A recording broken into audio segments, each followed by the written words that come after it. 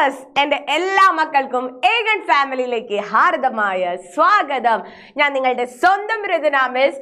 അപ്പം നമുക്കറിയാം, നമ്മുടെ എക്സാംസ് ഒക്കെ ഇങ്ങ് വന്നു. നിങ്ങളെല്ലാവരും അതിനുള്ള കൃത്യമായിട്ടുള്ള പ്രിപ്പറേഷനിലാണെന്ന് മിസ്സിന് അറിയാം. അടിച്ച് പൊളിച്ച് നിങ്ങൾ പഠിക്കുകയാണ്. അതിൻ്റെ കൂടെ നിങ്ങൾക്ക് ഒരു താങ്ങായിട്ടാണ് മിസ് ഈ ഒരു വീഡിയോ ചെയ്യുന്നത്.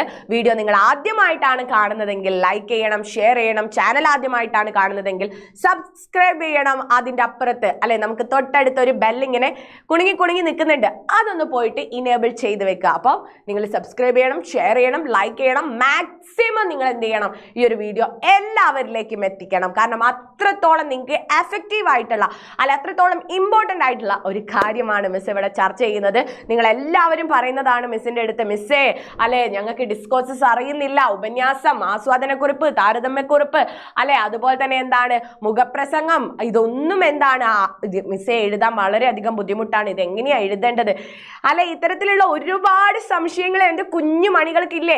അപ്പം നമ്മൾ എന്ത് ചെയ്യണം, അതിനെയൊക്കെ കൃത്യമായിട്ട് തരണം ചെയ്യാനാണ് മിസ് ഈ ഒരു വീഡിയോ എന്താണ് ഇവിടെ കൊടുത്തിരിക്കുന്നത്, അല്ലെങ്കിൽ ഇവിടെ കൊണ്ടുവന്നിരിക്കുന്നത്. അപ്പം നമുക്ക് എന്താണ് സമയം വൈകിക്കാതെ പെട്ടെന്ന് തന്നെ നോക്കാം ഓരോന്നും എങ്ങനെയാണ് എഴുതേണ്ടതെന്ന്. ഈ ഒരു ഘടന അറിഞ്ഞാൽ നമുക്ക് എന്താണ്, നമ്മൾ ഇനി പാഠം പഠിച്ച് അതൊന്ന് ഇതിലേക്ക് ക്വസ്റ്റ്യൻ വരുന്ന സമയത്ത് അതിൻ്റെ ആശയം ഒന്ന് ഇതിലേക്ക് കൊടുത്താൽ മതി. അപ്പം നമുക്ക് ആദ്യം തന്നെ നോക്കാം ഉപന്യാസം എങ്ങനെ തയ്യാറാക്കണം. എങ്ങനെയാണ് മക്കളെ ഉപന്യാസം തയ്യാറാക്കുക?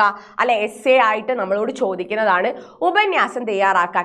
ഉപന്യാസത്തിന് എൻ്റെ മക്കൾ എപ്പോഴും എന്താണ്, ആദ്യം തന്നെ ഒരു തലക്കെട്ട്, ഒരു ഹെഡിങ് അവിടെ കൊടുക്കണം.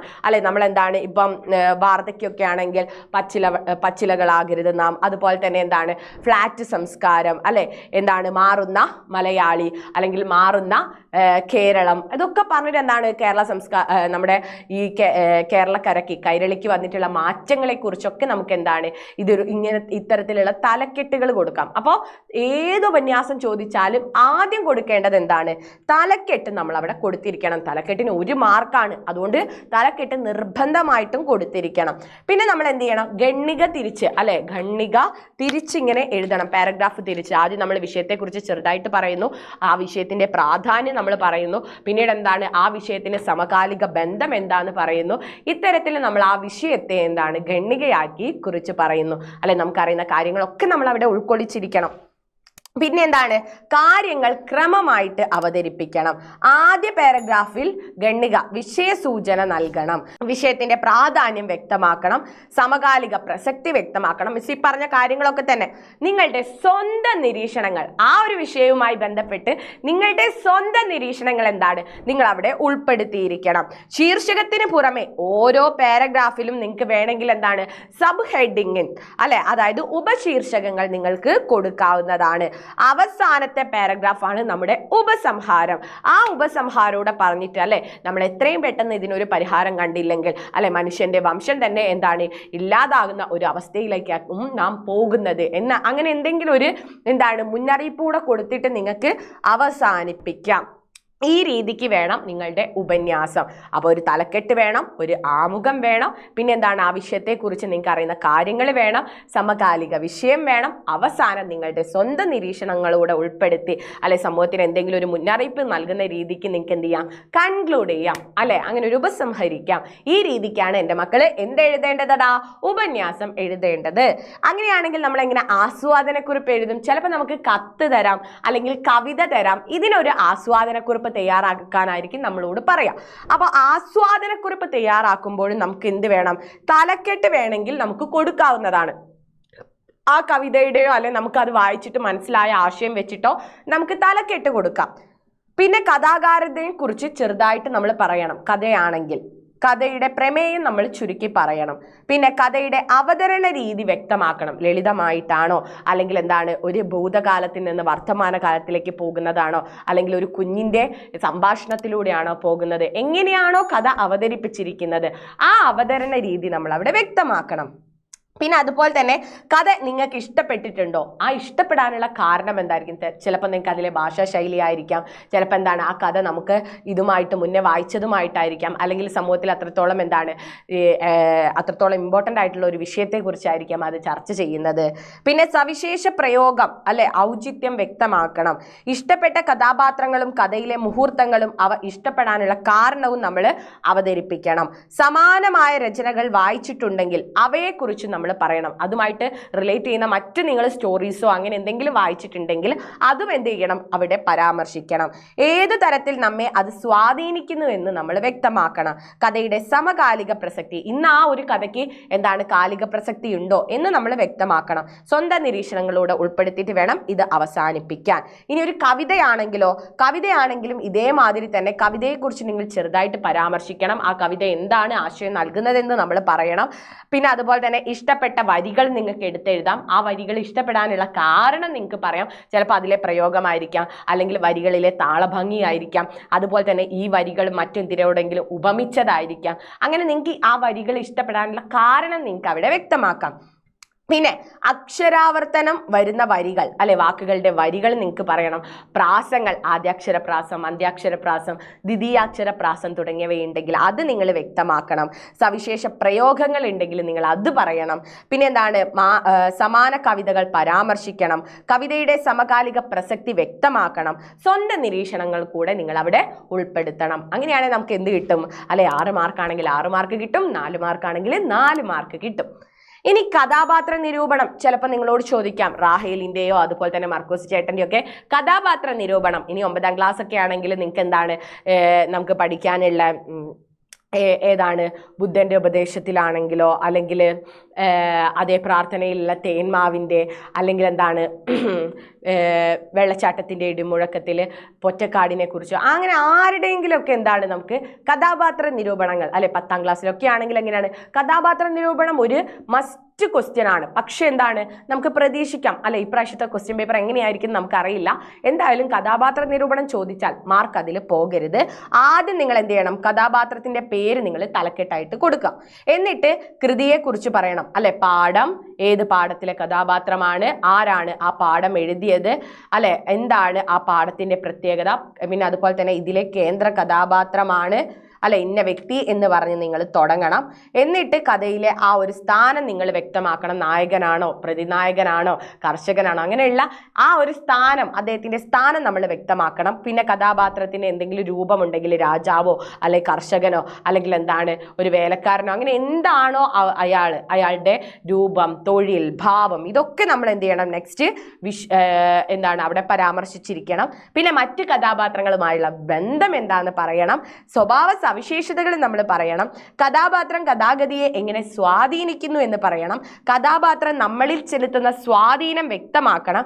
കഥാപാത്രത്തെക്കുറിച്ചുള്ള സ്വന്തം നിരീക്ഷണങ്ങൾ കൂടെ നിങ്ങൾ പറയണം. ആ ഒരു കഥാപാത്രത്തിന് ഇന്നത്തെ സമൂഹം മാതൃകയാക്കണോ, അല്ലെങ്കിൽ എന്താണ് ഇന്നത്തെ സമൂഹത്തിനെ പോലെയുള്ള അല്ലെങ്കിൽ സമൂഹത്തിൽ കാണാൻ കഴിയുന്ന മനുഷ്യരെ പോലെയുള്ള ഒരു കഥാപാത്രമാണോ അത് എന്നൊക്കെ നമ്മൾ എന്താണ് അവിടെ അവസാനമായിട്ട് സൂചിപ്പിച്ചിരിക്കണം. അങ്ങനെയാണ് നമ്മൾ ഒരു കഥാപാത്ര നിരൂപണം തയ്യാറാക്കുന്നത്.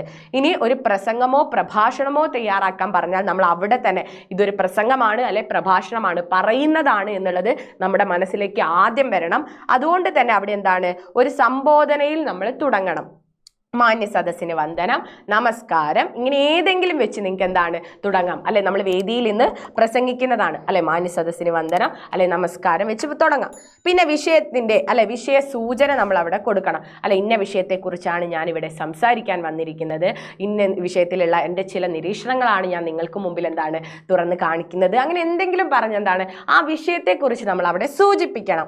കാര്യങ്ങൾ അടുക്കും ചിട്ടയോടും കൂടി അല്ലെ നമ്മൾ എന്താണ് പ്രഭാഷണത്തിന്റെ ആ ചടുലതയോടുകൂടി നിങ്ങൾ കേട്ടിട്ടില്ലേ അല്ലെ, അങ്ങനെ എന്താണ് നമ്മൾക്ക് സദസ്സിനോട് ചോദ്യങ്ങൾ ഉന്നയിക്കുന്ന രീതിയിൽ വരെ നമുക്ക് എന്താണ് പ്രഭാഷണം അല്ലെങ്കിൽ പ്രസംഗം നമുക്ക് എഴുതാം.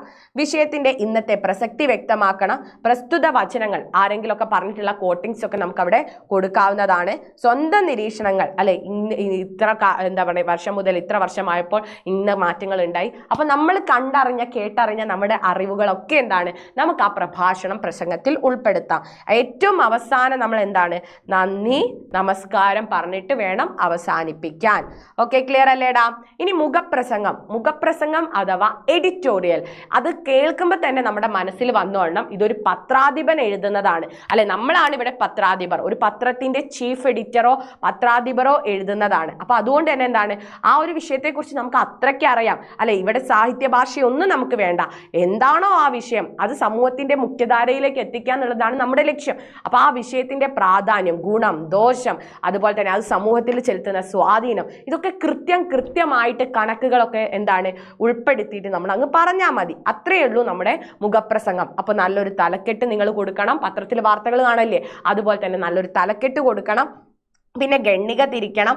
പിന്നെ അതുപോലെ തന്നെ ആദ്യ പാരഗ്രാഫിൽ നമ്മൾ എപ്പോഴും പറയുന്നത് പോലെ വിഷയത്തെക്കുറിച്ച് പറയണം. വിഷയത്തിന്റെ പ്രാധാന്യം നമ്മൾ വ്യക്തമാക്കണം. പിന്നെ അതുപോലെ തന്നെ സമൂഹത്തോട്, ഭരണകൂടത്തോട്, സ്ഥാപനങ്ങളോട് നമ്മുടെ ആവശ്യങ്ങൾ ഉന്നയിക്കണം. വിഷയത്തിന്റെ വിവിധ വശങ്ങൾ നമ്മൾ അവതരിപ്പിക്കണം. അതുപോലെ തന്നെ ശക്തമായ ലളിതമായ ഭാഷയിൽ വേണം നമ്മളത് പറയാൻ വേണ്ടിയിട്ട്. അല്ലെ, സാഹിത്യ ഭാഷ ഒന്ന് കൂട്ടി എന്താണ് നമ്മൾ അത് വിശദീകരിച്ച് പറയേണ്ട ആവശ്യമില്ല. മുഖപ്രസംഗത്തിൽ ഒരിക്കലും എന്താണ് ആലങ്കാരിക ഭാഷ വേണ്ട. അല്ലെ, ലളിതമായിട്ടുള്ള ഭാഷ മതി, സാഹിത്യ ഭാഷ വേണ്ട. ഓക്കെ, ഇനി അതുപോലെ തന്നെ താരതമ്യക്കുറിപ്പ്. അല്ലെ, താരതമ്യക്കുറിപ്പ് വളരെ ഈസിയാണ്. ഏതെങ്കിലും രണ്ട് കൃതികളായിരിക്കും തന്നിരിക്കുന്നത്, അല്ലെങ്കിൽ ഏതെങ്കിലും രണ്ട് നിരീക്ഷണങ്ങളായിരിക്കും. അപ്പൊ അതിൽ പറയുന്ന ആളുകളെ നമ്മൾ എന്ത് ചെയ്യണം, ആദ്യം തന്നെ പരാമർശിക്കണം. അതിനു മുന്നേ നിങ്ങൾ ഒരു ഉചിതമായിട്ടുള്ള ഹെഡിങ് കൊടുക്കുക. ഗണ്ണിക പാലിക്കണം. രണ്ട് എഴുത്തുകാരെയും ലഘുവായി നമ്മൾ പരിചയപ്പെടുത്തണം. കവിതാഭാഗങ്ങളുടെയും കഥാഭാഗങ്ങളുടെയും ആശയം നമ്മൾ എഴുതണം. അവ തമ്മിലുള്ള സാമ്യവും വ്യത്യാസവും നമ്മൾ പറയണം. സ്വന്തം നിരീക്ഷണങ്ങൾ പറയണം. ഉപയോഗിക്കുന്ന ഭാഷ വളരെ ലളിതമായിരിക്കണം. ഗണ്ണികാകരണം എന്താണ് പാലിക്കുക, അതായത് പാരഗ്രാഫ് തിരിക്കാം. രണ്ട് എഴുത്തുകാരെയും ലഘുവായിട്ട്, അപ്പൊ നമ്മളിപ്പോ പറഞ്ഞത് തന്നെ. ഓക്കെ, അപ്പൊ താരതമ്യക്കുറിപ്പ് എങ്ങനെയാന്ന് മനസ്സിലായല്ലോ? ക്ലിയർ അല്ലേടാ? യെസ്. ഇനിയാണ് ആമുഖക്കുറിപ്പ്. ചിലപ്പോൾ നമ്മളോട് എന്താണ് 4 മാർക്കിന് ചോദിക്കുന്നതാണ് ആമുഖക്കുറിപ്പ്. അതിനും നമ്മൾ എന്താണ് ഒരു ചെറിയ തലക്കെട്ട്, 4 മാർക്കിനൊക്കെ ആണെങ്കിൽ എന്താ പറയുക, തലക്കെട്ട് കൊടുത്തിട്ടില്ലെങ്കിലും കുഴപ്പമില്ല. പക്ഷെ എന്താണ് നമ്മൾ എഴുത്തുകാരനെ പരിചയപ്പെടുത്തണം. കൃതിയുടെ കേന്ദ്ര ആശയം വ്യക്തമാക്കണം. പുസ്തകത്തിന്റെ രചനാരീതി, പ്രത്യേകതകൾ ഇവ വിവരിക്കണം. കാലിക പ്രസക്തി വ്യക്തമാക്കണം. പരമാവധി പുസ്തകത്തിന്റെ നല്ല വശങ്ങൾ നമ്മൾ പറയാൻ നോക്കുക. ലളിതമായിട്ടുള്ള ഭാഷ, ആകർഷകമായ ശൈലി, ഇതിലൂടെ വേണം ആമുഖക്കുറിപ്പ്, അതായത് ഒരു പുസ്തകത്തിന്റെ ആമുഖക്കുറിപ്പായിരിക്കും നമ്മളോട് തയ്യാറാക്കാൻ പറയുന്നത്. നമുക്ക് തലക്കെട്ടായിട്ട് ആ പുസ്തകത്തെ തന്നെ എന്താണ് നമുക്ക് കൊടുക്കാം. ആ പുസ്തകത്തിന്റെ പേര് തന്നെ നമുക്ക് തലക്കെട്ടായിട്ട് ഇവിടെ കൊടുക്കാം. അപ്പൊ ഇത്രയാണ് മക്കളെ നമുക്ക് പഠിക്കാനുള്ളത്. തംബ്നെയിൽ കണ്ടതിനേക്കാൾ കൂടുതൽ കാര്യങ്ങൾ മിസ് ഇവിടെ പറഞ്ഞിട്ടുണ്ട്. കാരണം എന്താണ്, എല്ലാ കാര്യങ്ങളും എൻ്റെ മക്കളിലേക്ക് എത്തണം എന്ന് വിചാരിച്ചതുകൊണ്ടാണ്. അപ്പൊ നിങ്ങൾ എല്ലാവരും ലൈക്ക് ചെയ്യണം, ഷെയർ ചെയ്യണം. നിങ്ങൾക്ക് ഈ ഒരു വീഡിയോ എത്രത്തോളം ഇൻഫോർമേറ്റീവ് ആയിരുന്നു എന്നുള്ളത് നിങ്ങൾ കമന്റ് ബോക്സിൽ കമന്റ് ചെയ്യണം. ഇനി എന്തൊക്കെ വീഡിയോസ് ആണ്, ഇനി ഏത് ചാപ്റ്റർ ആണ് നിങ്ങൾക്ക് ബുദ്ധിമുട്ടുള്ളത് എന്നുകൂടെ നിങ്ങൾ എന്ത് ചെയ്യണം, കമന്റ് ബോക്സിൽ കമന്റ് ചെയ്തോളൂ. അപ്പൊ നമുക്ക് എന്താണ് അടുത്തൊരു വീഡിയോയിൽ കാണാം. ബൈ.